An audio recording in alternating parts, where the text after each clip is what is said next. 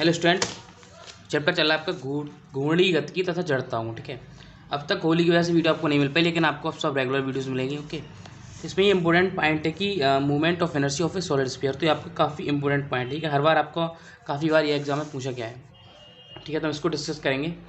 उससे पहले आपने अगर चैनल सब्सक्राइब नहीं किया, सब्सक्राइब कर दें, क्योंकि इंपॉर्टेंट की टोटल इंपॉर्टेंट वीडियोज बीएससी में आपको लाते रहता हूँ। ठीक है, और आपको नोट्स चाहिए तो नोट्स के लिए आपको 9411009110 इस पर आपको मुझे व्हाट्सअप मैसेज कर देना है। तो मूवमेंट ऑफ इनर्शिया जब तक अकाउंट पढ़ना है आपको, इसका सॉलिड स्फीयर का आपको फाइंड करना है। ठीक है, तो सॉलिड स्फीयर का मूवमेंट ऑफ इनर्शिया निम्न कंडीशन में कैलकुलेट किया जा सकता है। तो क्या क्या कंडीशन हमें इसकी फाइंड करने की होती हैं? अबाउट डायमीटर के, उसके व्यास के अंतर्गत हम लेके बात करें तो हम एक सॉलिड स्फीयर ले लेंगे, और स्फीयर में क्या आपको डॉटेड लाइन्स की नोट्स आपको मिलेंगे व्हाट्सएप पे। तो डॉटेड लाइन्स मैंने ये ले ली। ठीक है, और कोई भी आपको डॉटेड लाइन को क्या है, ये मान ली मैंने क्या, सिर्फ व्यास का मतलब है कि जो दो भागों में व्यक्त करता है, जो किसी स्फीयर को कोई भी चीज़ को दो भागों में व्यक्त करता है वो आपका व्यास कहलाता है। तो हमने स्क्रिप्ट ले ली, स्क्रिप्ट में क्या है, इसकी डी एक्स चौड़ा इसकी क्या मान ली, डी एक्स मान ली, और जो डॉटेड लाइन्स है इनको A B C D 2 lines में हमने विभाजित कर दिया, और इसकी जो रेडियस है वो आर मान ली, और टोटल मास मान ली हमने एम। ओके, हल्की सी लैंग्वेज आपको लिखनी है कि माना एम द्रव्यमान, R radius and O centre का एक सॉलिड स्फीयर है जिसके पदार्थ का घनत्व रो है। तो किसी पदार्थ का घनत्व आपको नॉर्मली पता होना चाहिए कि किसको साइन करते हैं, रो से होते हैं, रो है आपकी है। इस स्फीयर का डायमीटर ए वी के about movement of inertia calculate करना है। तो ए वी के अबाउट क्या करेंगे, हम इसका व्यास फाइंड करेंगे। इसके लिए स्फीयर को अनेक थिन डिस्क या रिंग्स में मिला मान सकते हैं। स्मॉल डिस्क की स्फीयर की सेंटर ओ से डिस्टेंस एक्स एंड विड्थ चौड़ाई D X and R radius root H square minus x square होगी। ठीक है, समझिए बात के लिए। देखो हमने क्या है कि कोई भी आपका सॉलिड स्फीयर है, मान लीजिए ये पेन है, तो पेन को क्या है मैं छोटी छोटी चीज़ों से मिला मान सकता हूँ। मान लीजिए पूरी एक पेन बन रही है, पेन को क्या है एक छोटी छोटी पत्तियों से बना मान सकता हूँ कि आपकी पूरी पेन बन जाएगी। ओके, इस टाइप से हमने मान लिया, और हमने कोई एक पत्ती मान ली, माना कि इस पत्ती से हमारा पूरा स्फीयर बनके तैयार होता है। ठीक है, तो पाइथागोरस प्रमेय द्वारा हमने क्या करेंगे, एक्स तो हमारा ये दे रखा है, आर दे रखा है। ठीक है, आर का मतलब ये आर है आपका, किसी फाइंड कर लीजिए। तो आपको फाइंड क्या करना है, आपको लंब फाइंड करना है। ठीक है, तो इसको फाइंड करने के लिए पाइथागोरस प्रमेय का यूज किया। तो पाइथागोरस प्रमेय का हमने यूज किया तो root are square minus x square आपकी वैल्यू फाइंड होगी। ठीक है, क्योंकि आपका जो लंब है स्क्वायर माइनस कर्ण स्क्वायर होगा। ठीक है, तो वॉल्यूम ऑफ एलिमेंट्री डिस्क या आपकी जो सॉलिड डिस्क है उसका एरिया बराबर थिकनेस। एरिया मतलब हो गया आपका क्षेत्रफल, और थिकनेस का मतलब हो गया आपकी मोटाई। ठीक है, एरिया इंटू थिकनेस आपको फाइंड करना है। ठीक है, ठीक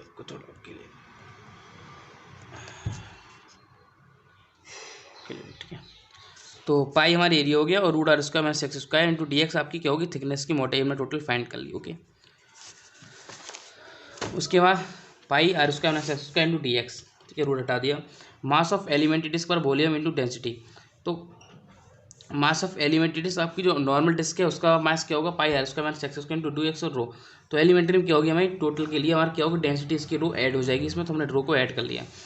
तब इस एलिमेंट्री डिस्क का डायमीटर ए बी के अबाउट मूवमेंट ऑफ एनर्जी निम्नलिखित होगा। डी आई हमको फाइंड करना है, बारह हाफ एम बी स्क्वायर होता है, सॉरी हाँ हाफ एम आर स्क्वायर होता है, या आर डिस्टेंस होगी, एम आपका मास हो गया। तो एम की वैल्यू हमने पुट कर दी, और आर की वैल्यू, तो दोनों की वैल्यू हमने pi are square minus x square, और एलिमेंट्री की pi rho into root are square minus x square का होल स्क्वायर। तो होल स्क्वायर कट करके आप रूट भी हो सकते हैं, कोई दिक्कत नहीं है। तो डी बराबर हाफ पाई, ये दोनों ऐड हो जाएंगे, into D x into rho. Equation 3 मान लिया, और इक्वेशन फर्स्ट एंड सेकंड हमने उसको मान लिया। तो कंप्लीट स्पेयर एक्स और माइनस आर से एक्स और आर तक कंटिन्यूस है, तब कंप्लीट स्पेयर का movement of inertia diameter A V के ओर निम्नलिखित होगा। तो माइनस आर से हम प्लस आर तक फाइंड कर रहे हैं। मान ली कहीं से हमें दूरी चली, तो वहाँ से ये तो करेंगे हम जीरो से कहाँ तक चले, हम 2 किलोमीटर तक, तो 0 to 2 किलोमीटर। इसी टाइप से हम माइनस आर से आर तक लेना है, और आई की वैल्यू जो डी आई हमने फाइंड की वो वैल्यू यहाँ पे पुट कर देंगे। डी आई कर दी हमने, एक्स और 0 ले लीजिए, माइनस आर ले लीजिए।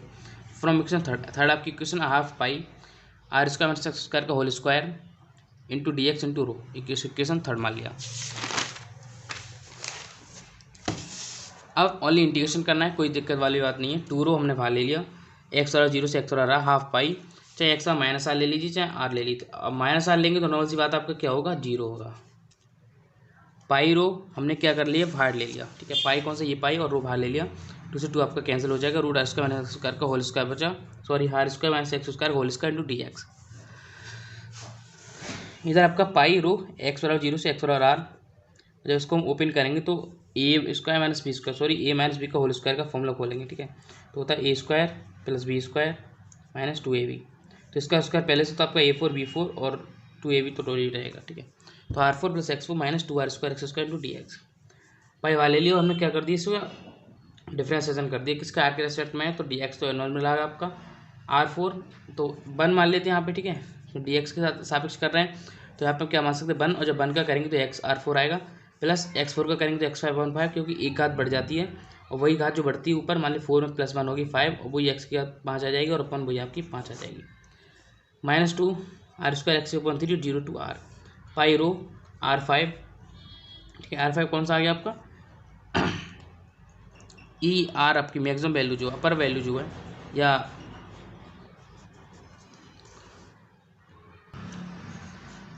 मतलब आपको अपर लिमिट पुट करनी, तो अपर लिमिट भाई आर है, तो मैंने इसकी एक्स की जगह, सॉरी आर की जगह आर पुट किया।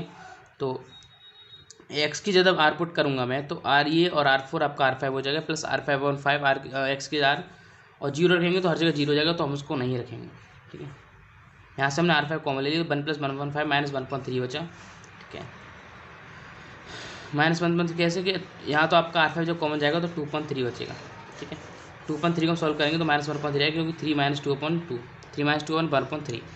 तो पाई रो r5, तो 15 + 3 मतलब इसको हमने सॉल्व कर लिया अपन 15। तो ID जो हमारा निकल के आया वो कितना आया, डायमीटर मतलब किसका, सॉलिड स्फीयर का जड़ता गुण का डायमीटर निकल के आएगा ये 8/15 पाई रो r5। क्लियर है। बट रो बराबर मास अपन वॉल्यूम बराबर m/4/3 पाई r क्यूब, वॉल्यूम लगा दिया, मास आपका m है, m बराबर कितना आ गया आपका 4/3 पाई r क्यूब इंटू रो ये वाली रो, और यहाँ से हमने m को हमने फाइंड कर लिया। कुछ नहीं करना है, 2/5 r स्क्वायर इंटू 4/3 पाई r क्यूब, किसकी वैल्यू हमने लगा दी, रो की वैल्यू हमने यहाँ पे पुट कर दी, ठीक है। क्लियर है।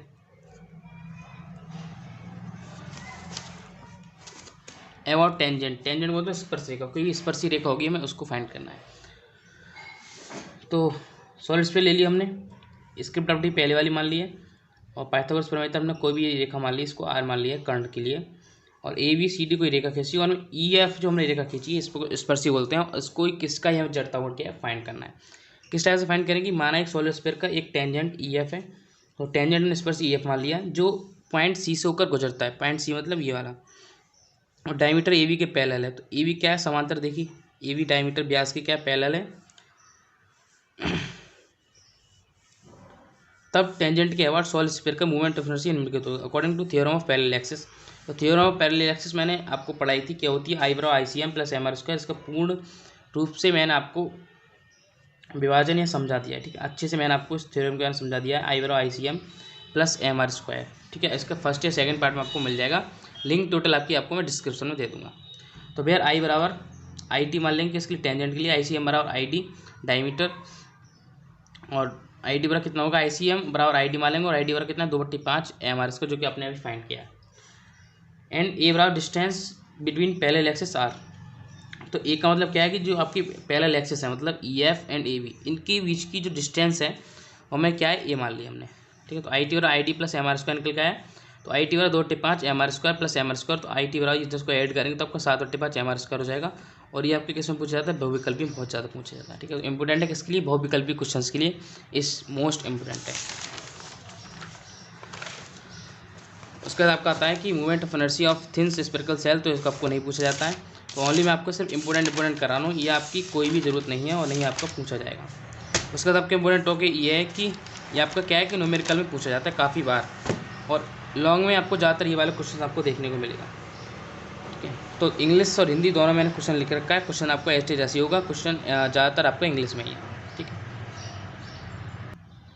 तो ये आपका लास्ट टॉपिक है जो आपका इंपॉर्टेंट है। तो two identical sphere of same mass, कि दो आपकी स्पेयर है, गोले इनका सेम मास है, and internal radius but one is hollow, and इसकी आंतरिक जो त्रिज्या है वो आपकी सेम है, radius but one in hollow, and another is solid, how will you identify them. दो एक समान गोलों के द्रव्यमान में बाह्य त्रिज्या समान है, परंतु इसमें से एक खोखली है, वह एक ठोस है, तो उनकी पहचान आप कैसे करोगे। तो एक खोखला गोला है, एक ठोस है, तो आपको इसकी पहचान करनी है। तो मास ऑफ स्पेयर हमने कैपिटल M मान लिया, इंटरनल रेडियस हमने कैपिटल R मान ली। तो इंटरनल रेडियस और होलो स्पेयर के लिए स्मॉल r ले ली, क्या इंटरनल रेडियस आपकी ले ली हमने किसकी, होल स्पेयर के लिए small r, movement of inertia solid sphere का मूवमेंट ऑफ इनर्शिया फाइंड करने के लिए आई एस बराबर 2 टेपा स्क्वायर, जो कि आपका मैंने ऑलरेडी आपका निकलवा चुका है और आपको मैंने इंपोर्टेंट टिक कराया था आई एस। ये सबके लिए सेम होता है, ठीक है, कोई नहीं ऐसा नहीं है कि चेंजेस होगी, हर जगह आपका सेम होता है। तो आई एस बराबर एम के एस स्क्वायर, क्या ले लिया हमने इक्वेशन 2,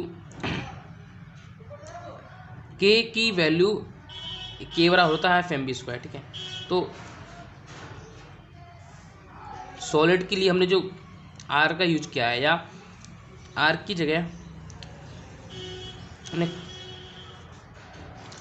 तो एक तो हो गया हमारा होलो के लिए, ठीक है, एक हो गया हमने सॉलिड के लिए। तो सॉलिड के लिए हमने क्या किया है, एम की स्क्वायर ले ली, इसको इक्वेशन 2 मान लिया, इसको इक्वेशन फर्स्ट। तो आई के एस स्क्वायर बराबर 2/5 M square from equation first and second. तो इक्वेशन फर्स्ट एंड सेकेंड से आप देखेंगे के स्क्वायर बराबर 2/5 एम स्क्वायर, एम से एम कट जाएगा आपका, अब कितना बचेगा, इसको हमने इक्वेशन थर्ड मान लिया। तो movement of inertia of hollow sphere I H बराबर 2/5 M R five minus R five, मतलब इक्वेशन जो आपकी रेडियस थी हमने उसको हमने आर डैश माने, तो आर डैश क्या थी R five minus R five, ठीक है। तो इंटरनल रेडियस में से, या इंटरनल रेडियस हमने सॉरी एक्सटर्नल रेडियस हमने इंटरनल रेडियस घटा दी इस आर की जगह, तो R Q minus R Q, equation 4। और होल सिलेंडर के लिए हमने क्या यूज किया है, मोमेंट ऑफ इनर्शिया के स्क्वायर एच, इक्वेशन 5। एम की स्क्वायर एच बराबर 2/5 एम, और दोनों की हमने क्या वैल्यू पुट कर दी, के की वैल्यू यहाँ से फाइंड की, तो एम से एम आपका कैंसिल, ठीक है। तो उसका क्या है, हमने सोनोल में क्या सॉल्व कर देना, ऊपर से आर फाइव कॉमन, नीचे से आर क्यू, क्योंकि हम दोनों इसमें से कट करना है। तो यहाँ से हमने वैल्यू ली के स्क्वायर एच बराबर 2/5 एम आर स्क्वायर, 1 माइनस यहाँ से आर स्क्वायर कॉमन ले लिया, इक्वेशन 6। और आर फाइव हमेशा वैल्यू क्या बड़ी है, किससे आर क्यू अपन आर क्यू से बड़ी होगी, आपको साफ साफ दिख रहा है, इधर कम है इधर ज़्यादा है, लेकिन इधर माइनस आपका सॉरी 1 में से आपका घट रहा है, ठीक है। इधर कोई दिक्कत नहीं, तो आपकी ये चीज़ बड़ी हो जाएगी, ये चीज़ आपकी 1 से बड़ी हो गई, 2/5 आर स्क्वायर, और 1 minus R five upon R five, 1 minus R Q upon R Q की बड़ी 2/5 आर स्क्वायर से क्या होगी, बड़ी होगी।